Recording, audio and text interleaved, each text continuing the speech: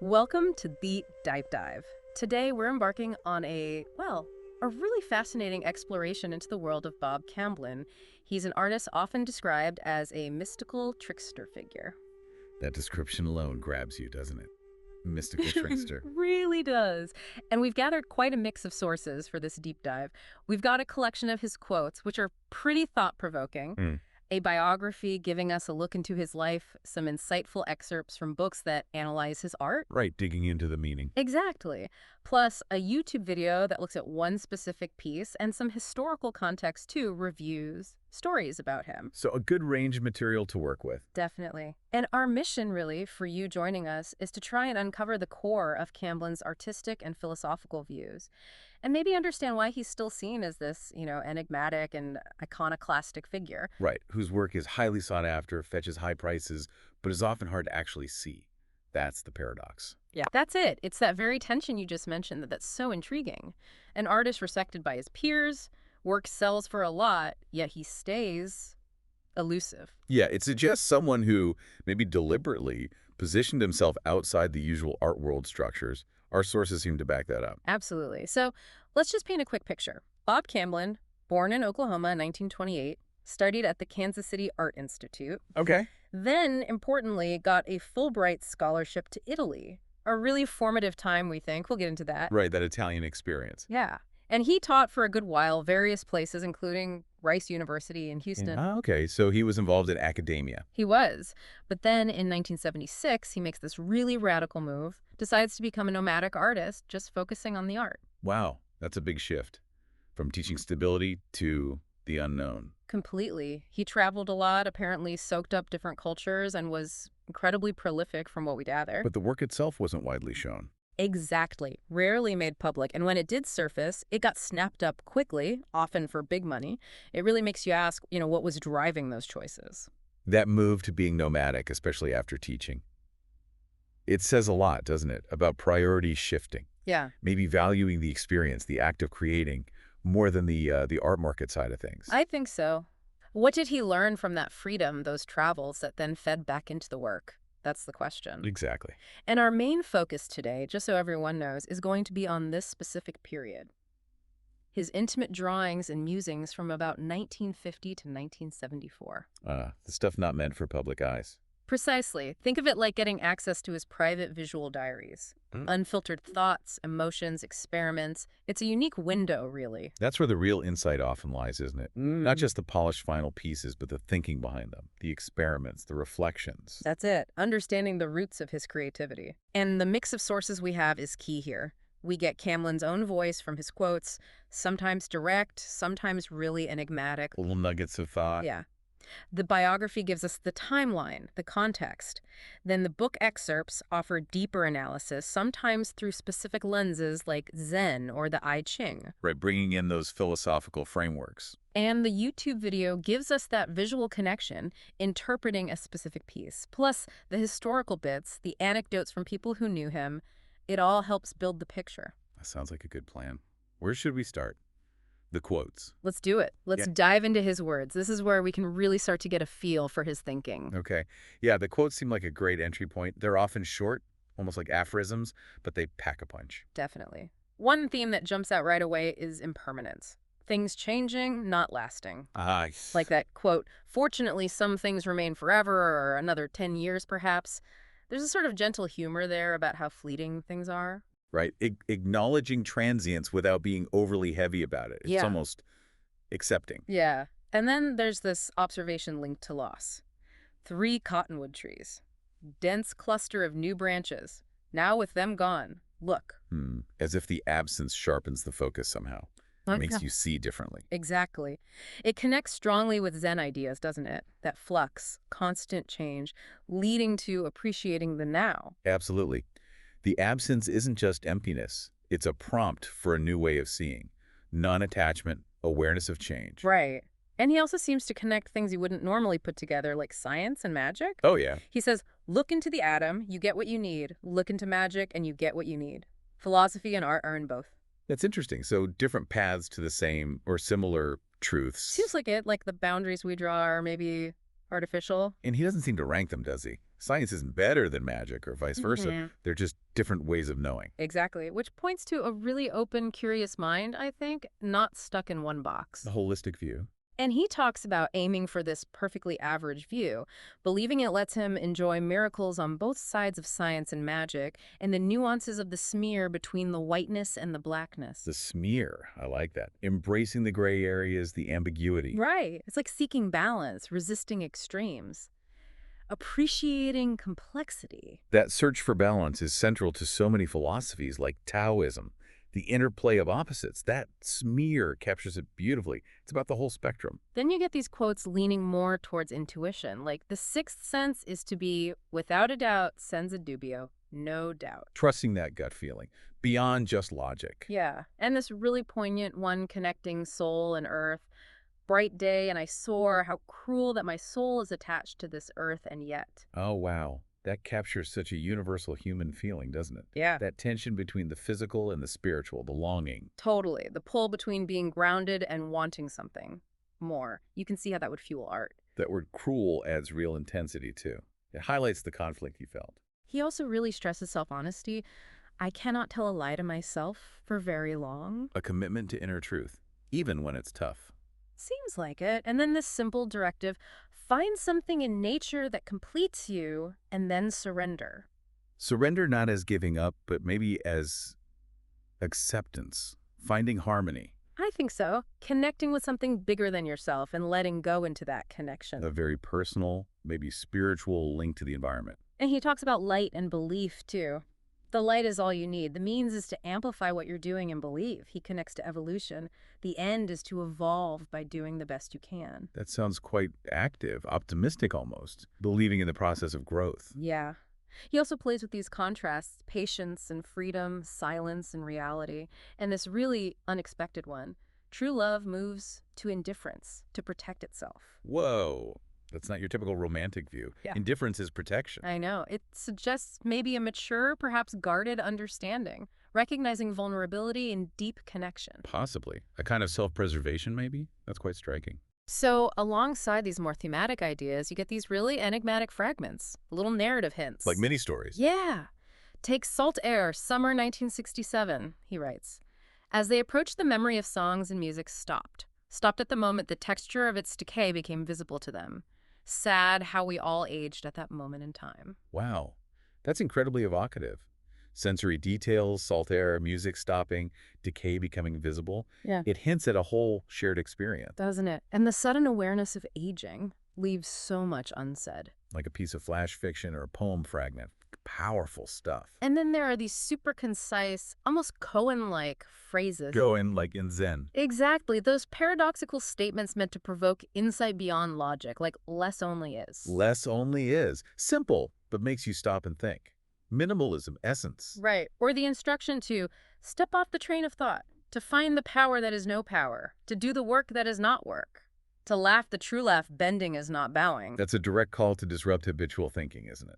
Very meditative, quieting the mental chatter to find something else. Seems like it. He also plays with thought and action. When you think, don't act. When you act, don't think. Be fully present in one or the other. Avoid analysis paralysis during action or distraction during thought. That's how I read it. And then this beautiful, almost whimsical image. The cosmos waves as me with tree leaves. Sun-heated air moves across the electrons of my skin.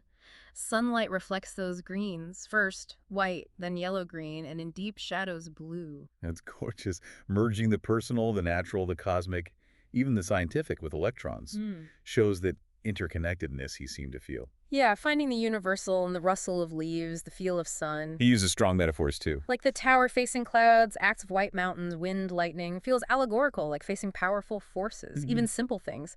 The rain-soaked willows brought me to my senses, finding connection everywhere. And capturing subtle emotions like, he walked by so slow that my writing slowed, my heart and also the wind. Right, a moment of shared stillness, maybe melancholy. The economy of language is amazing. It really is. Evokes a whole mood in just a few words. Shows incredible awareness. And he hints at this profound joy, but mysteriously. There is one joy that exceeds all other, and that's all I'll say. Leaving it open, making you wonder what that joy could be. Totally. And the sensory paradox. Not a leaf moves, and yet we all feel the cool breeze. those shared, subtle experiences. Hmm. Beyond the purely physical, but undeniably real. Exactly. These paradoxes make you pause, consider reality beyond just the obvious rational level. Definitely pushes you beyond surface perception. He even brings his art process into it. Much better than arguing is to look at my watercolor palette. Ah, our retreat into the peace of creation. I can relate to that. Me too. And he thinks about color and perception. White is light, black is absence of light, but people are seen. Well, that's a neat contrast. The physics of light versus the social act of recognition. Right. Simple observation, but it makes you think about how we perceive the world versus how we perceive each other. It highlights the subjective, relational side of things. Yeah. Quite profound. And he talks to nature directly, almost humorously. Well, that's enough about me, Mother Nature. Let's talk about you. What did you think of my last picture? That shows such humility and a real dialogue with the natural world, like a collaborator. Yeah, and even in chaos, like 5 thoughts crashed at South Blevedy and Mandel.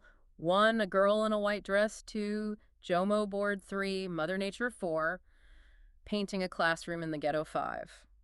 Haiku, no one was injured. That's fantastic. A snapshot of mental traffic. Random inputs forming a kind of found poem. Exactly. The haiku at the end frames it perfectly, finding art in the everyday jumble. A real slice of life. He also has these little social observations, like how to deal with pessimists versus optimists in an argument. Practical philosophy. Kind of. And he questions perception again. As people move away from us, do they diminish in our eyes, or mind, or relativity? That's a poignant thought about relationships and distance, and how subjective our experience is. Very relatable. And he reflects on arguing itself. My attempts to stop arguing created an argument. The irony. Right. And he distinguishes arguing-agreeing from real communication, suggesting genuine connection is beyond just winning or losing a point. That's key. Communication as exchange and understanding, not just debate. He uses these amazing metaphors, too, like the open gate and broken fence. He keeps searching but does not know the size of his quarry. Yet he has faith. He looks in all directions if he could only see all around all at once. Wow, that captures that feeling of searching without knowing exactly what for. The faith involved, the limits of perspective. Powerful image. Isn't it? And he contrasts revolution, seeing it as misunderstanding, with evolution, which he sees as understanding, suggesting real change comes from within. Inner growth over external upheaval.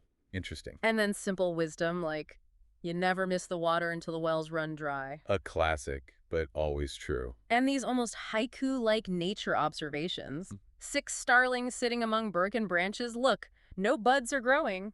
These direct observations seem to ground the more abstract stuff, don't they? Connect it back to the tangible world. I think so. They provide that immediacy. Now, thinking about his comments specifically on art. Okay, shifting focus slightly. He says things like, art is not just images. Art for art's sake has become art for life's sake, or art for my sake, or art for survival's sake. That shows a real evolution, doesn't it? From art as purely aesthetic to something much more essential, personal. Yeah. For survival, even. Exactly. Reflects that broader shift in modern art, maybe. Art as expression, commentary, grappling with existence. Yeah, moving beyond just beauty for its own sake. He links art and mental discipline, too. Zazen, the aimless mind, focuses itself. The meditative side of creating, finding focus through the process. Right, even if you start out feeling aimless. And he encourages playfulness. Play the game as if your life depended on it. Why fear and doubt in a harmless course like drawing? I love that. Take it seriously, but don't be crippled by fear, especially in something like drawing. Embrace the experiment, a great reminder for any creative. Definitely. He also categorizes his drawings, action experiment, slow analytic, conceptual. So he saw drawing as a versatile tool for different kinds of thinking. Seems so. And he stresses the non-verbal side of drawing and concept, contrasting it with haiku, where he felt the emotional reaction was more than just the words themselves. Interesting point about haiku, suggesting some expressions hit deeper than language alone can. Yeah. He talks about finding your mystic switch, that gut feeling of yes, even if it changes over time. That intuitive knowing. And urges us, learn not to look, but to see. Deeper engagement. And embrace failure. He really stresses process over outcome. That looking versus seeing distinction is vital. Active engagement, not passive observation. And accepting failure. Essential for growth. We hear it a lot, but he seems to live it. He does. He notes how syntax, language, struggles with nonlinear ideas. He believes in a right way to draw, but distinguishes recreation from recreation. Implying a deeper transformation in recreation, not just copying. I think so. He mentions the zazen mind leading to sudden inspiration and resisting rote learning to learn how to really think. Valuing that intuitive, self-directed path to understanding, not just absorbing facts, questioning conventional teaching. He sees mirrors as a metaphor for everyone interconnectedness again, Okay. and distinguishes magic for power, negative, from magic for seeing understanding, positive. That's insightful. Prioritizing comprehension over control, insight over manipulation. Exactly. He suggests intellectual understanding can lead to art, but this magic seeing connected to life's boundless aspects is maybe even more profound. A higher level of perception, perhaps. He admits real seeing can be deceptive, notes the classic art dilemma, technique versus novelty, Ah, yes, the age-old balancing act. and echoes the symbolists. Explanation can kill the thing itself. Right, leaving space for mystery, for individual experience. He reflects on the wonder and sadness in communication, the difficulty of truly connecting, That resonates, the gap between intention and reception. but also the simple joy of mixing fun and art, and he hopes for diverse art forms and intentions to keep evolving. An optimistic outlook on art's future. He brings up the standard sign, whose real meaning is elusive, highlighting how hard it is to transfer feeling just through knowledge, The limits of communication again. and uses symbols. White crystals, salt, wing, bones, dried things, reminding us to accept flaws, do our best now. Those natural elements sound very evocative, adding layers of meaning. And accepting imperfection fits with valuing the process. He sees mistakes as nature's way of guiding us, thinks about cause-effect, especially with pride. Learning from errors, not just seeing them as failures. Uses this image of two parts of a hologram arguing instead of working together to see the whole picture. That's a great metaphor. Individual perspectives are partial, need to integrate them. Yeah. Describes a chaos order cycle, introduces the hologram, a clearer understanding through togetherness, interconnectedness. Hologram, nice. Emphasizing the whole, the collective understanding. He muses on approaching real time. Different ways to see the universe, finite, steady state, higher order, all at once. Suggests solipsists just don't get it. Tackling the big questions. Time, perception, reality. Reflects on living in past, present, future simultaneously. Dreaming how it works. Even jokes about time travel at the speed of enlightenment. Huh. Playful but profound. Hints at a spiritual dimension, seeking deeper truths. Uses images like watching like a hawk, snake's patience. Notes how complex the path of least resistance is for humans. Implying it's not always the easiest or most obvious path for us. Maybe. Describes the way back to understanding as needing long silence, infinite space. Ends with a cycle, beginning, ending, next step, the action needed to link past and future. Wow. A lot to unpack there. Very cyclical, very process-oriented view of existence and understanding. And running through all these quotes, you can really feel those hints of Zen, the I Ching, maybe existentialism, the things our other sources dig into more. Yeah, the quotes are like concentrated bursts of the philosophies explored elsewhere. So after that immersion, in his words, what are your main takeaways? What resonates most? Well, the sheer breadth of his curiosity is stunning. How he connects art, science, magic, philosophy. Yeah. It's seamless. There's a real poetic quality, even when he's being philosophical. Yeah. And just this constant questioning, never taking things at face value, always digging deeper. I totally agree. Okay, let's shift gears slightly and look at a specific artwork now.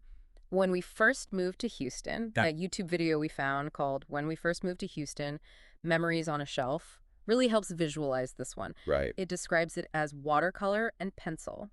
A row of simple jars on a shelf, capped with cloth, looking quiet. Humble objects. Exactly. And next to each jar, there are handwritten notes, little fragments of memory, small moments captured. Like labels, but more personal narrative. Yeah. The whole feel is described as dreamlike, impressionistic. Soft blues, greens, yellows, all kind of blending together. Sounds very gentle, contemplative. Yeah.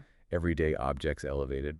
Jars as containers of memory. That's exactly how the video interprets it, especially through a Zen lens, finding beauty and mindfulness in the mundane. The jars hold memories, reminding us of time passing, transience, just like the watercolor paint itself, blending and softening. Connects right back to that impermanence theme in his quotes. It does. The medium mirrors the message. Ordinary turned extraordinary through memory and art, finding the profound in the simple. The video also brings in the I Ching, specifically hexagram Jing, the well. The well, how does that connect? Well, the jars, like a well, become symbols of nourishment, spiritual sustenance, wisdom drawn from experience. Ah, I see. Drawing from the depths of memory. Exactly, and the handwritten notes reinforce that. These aren't just static memories. They need tending, revisiting, reflection to keep their wisdom accessible, like maintaining a well. That's a great analogy. Memory is an active resource, not just a passive archive. Something vital for growth. Right. The video really stresses that memory isn't fixed. It evolves as we do. So the jars capture moments, but our understanding of those moments can change. Precisely. The watercolor's fluidity reflects that beautifully. The video suggests these memories are precious but impermanent, like the jars themselves. They invite us back to reflect, rediscover. Finding continuity in remembering, but also peace in letting go. Yeah, holding memories lightly, finding nourishment and release in them. That YouTube commentary really adds layers, doesn't it? Weaving the visuals with these deeper philosophical ideas. It goes way beyond just what it looks like. Absolutely. And the book excerpt we have on this piece echoes a lot of this. It talks about the blended watercolors showing impermanence, inviting mindfulness. Okay. It also links the jars to the I Chings, well, seeing them as vessels of nourishment from the past. And it touches on how the unpredictable watercolor mirrors shifting memories. It's striking how these different interpretations, Zen, I Ching, memory studies, all seem to converge on similar themes in the artwork. Speaks to the universality of what he was exploring. The book excerpt also puts it in art historical context, sees links to post-impressionism, the focus on subjective experience, everyday subjects. Makes sense. And it points out the conceptual layer from the handwritten notes, comparing it maybe to artists like Cy Twombly, who used text. Integrating text and image. Right. So when we first moved to Houston, kind of bridges still life traditions with more contemporary conceptual stuff. So it's personal reflection, but also engaged in that broader art conversation, taking humble objects and giving them this complex conceptual weight. Exactly. Okay, so let's zoom out a bit again.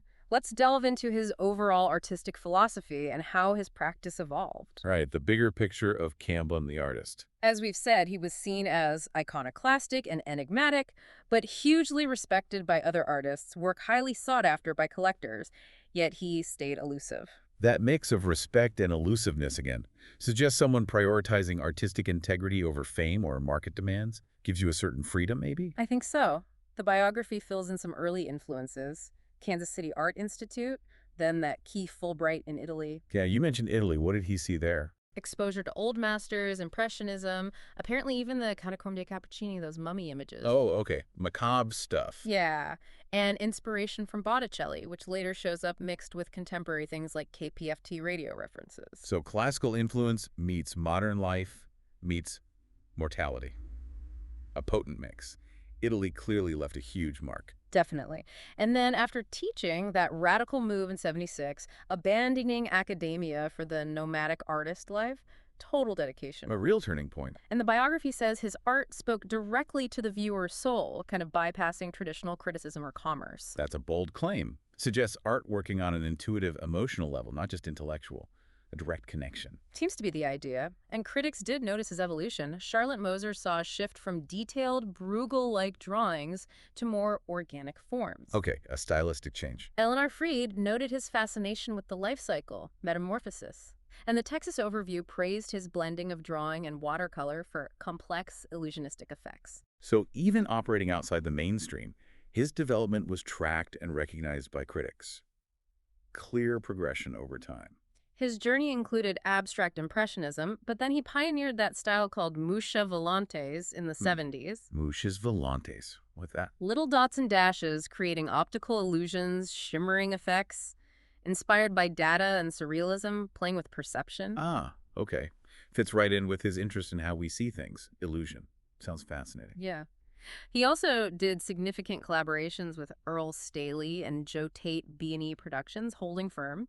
They staged events questioning authorship, art boundaries. Challenging the status quo. And sometimes he'd sign work just anonymous artists, submerging his own ego. Interesting. A critique of the focus on the individual star artist, perhaps, and collaborative spirit? Could be. Later on, he did series like Big Al and the multimedia Descent from the Cross, using lots of personal symbols. And it all ties back to his quotes, doesn't it?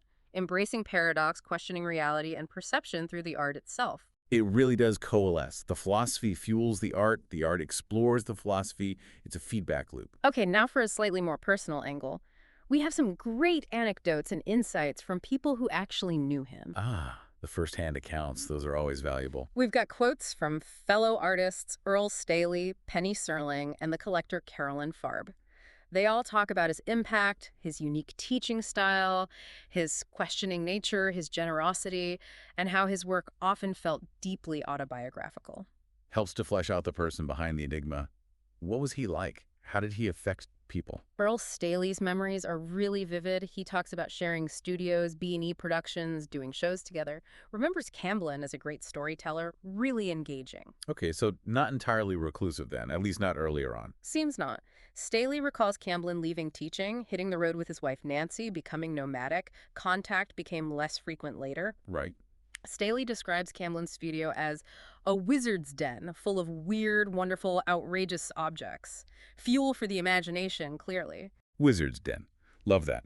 Reinforces that idea of him operating in his own unique world. Totally. Staley even mentions Camblin using a Mr. Peanut persona sometimes, signing work that way before going anonymous. Mr. Peanut. Okay, there's the trickster element again. Playful, maybe subversive. Could be. And Staley notes there were attempts to organize a big retrospective of Camblin's work, but they never quite came together. Wonder why. Maybe Camblin himself wasn't keen. Well, Staley sheds some light there. Says Camblin wasn't comfortable with gallery and museum expectations, had a real problem with painting for money. Ah, the classic conflict. Art versus commerce. Yeah, and he had unconventional ideas for shows, like artists overlapping in the space, showing the process, not just the final products, letting people into the hallways of the process. Fascinating. More interested in the act of creation and direct engagement than the polished gallery presentation? Fits his overall philosophy. We also learn about his idea of turning a stumbling block into a stepping stone. He apparently represented this in paintings, with jars of water letting the sediment settle was like gaining clarity on a problem. That's a powerful visual metaphor for resilience, finding opportunity in difficulty. And his Scarecrow series, inspired initially by Gunter Grass, symbolizing spring, renewal, but then it evolved into myths, legends, metamorphosis. Okay. And he used words as a disguise in his drawings sometimes, influenced by Tom Wolfe's The Painted Word. Words as disguise. Intriguing. Adding another layer, making you look harder, playful again. Staley talks about that puzzle-like quality in the drawings. Codes, visual traps to engage the viewer in self-discovery. So the viewer has to actively participate, decipher, not just passive looking. Exactly. Staley notes the strangeness, the questioning of reality in the paintings went beyond typical surrealism. And apparently Camblin aimed to remake Goya in 20th century terms. Remake Goya. Wow, that's ambitious. Suggests tackling big, maybe dark human themes, like Goya did. Seems like it. We also hear about his drawing techniques evolving. Large drawings becoming ends in themselves, with corrections left visible as part of the work. Showing the process, the history of the drawing. Yeah. His 60s work combined poetic feeling with strong emotion. The 70s stuff delved more into the mystical, evoking subjective states. Recurring imagery of life cycles, metamorphosis. Influences mentioned. Hints of Freud, de Chirico, Grunewald. Also, literary figures like Kazantzakis and Grass. Puppets, scarecrows, skulls, murky water reliquaries are mentioned as recurring motifs. A rich, symbolic language developing there. Then in the 80s, he often wove drawing and watercolor together. Illusionistic surfaces, camouflaged images, hidden meanings that emerge slowly over time. Rewarding, careful looking. So constant evolution, constant experimentation, always pushing boundaries, playing with perception, layering meaning. A restless creative force. Absolutely. Now, finally, one of the book excerpts focuses specifically on Zen and the Art of Enlightenment. That's also the title of a book featuring his drawings. Bringing Zen front and center. Yeah. The book's idea is discovering enlightenment through art and language together, challenging normal perception. The illustrations act like visual koans, disrupting linear thought, inviting intuition. So the book itself is meant to be an experience, a tool for contemplation, not just a gallery of images. Exactly. It highlights everyday enlightenment, finding beauty in absurdity, humor in decay, accepting life, death, hope, despair together, embracing impermanence as liberating. That resonates with everything else we've heard. finding profundity in the ordinary, accepting paradox. The book is framed as a meditation tool, fostering mindfulness, self-inquiry, inviting you to slow down, look carefully, resist easy answers, find meaning in ambiguity, interconnectedness. So not seeking some grand final enlightenment, but seeing it as a continuous process. That seems to be it. Reconnecting with wonder, reflection, finding meaning in the absurd, beauty in the transient. It's an ongoing questioning. That really ties it all together, doesn't it? Mindfulness, impermanence, questioning perception, core Zen principles deeply woven into his art and thought. It seems completely central. So as we wrap up this deep dive, thinking about all these threads, the quotes, the art, the life, the philosophy, what key characteristics of Camblin stand out most for you now? He really solidifies as this enigmatic, definitely iconoclastic figure, deeply philosophical, but also playful, almost mischievous with meaning. Mm. And that persistent focus on impermanence, the nature of perception, and that journey of self-discovery that seems to be the core of his unique vision. I agree. And for you listening in, we really hope this exploration has offered some valuable insight into Camblin's unique perspective. Yeah, maybe a new appreciation for the layers you can find in simple things. Or even a glimpse of that everyday enlightenment his work invites us to consider. Absolutely. He offers a really distinct and rewarding way to engage with the world. Intellectually stimulating, but personally resonant too. So our final thought for you to take away.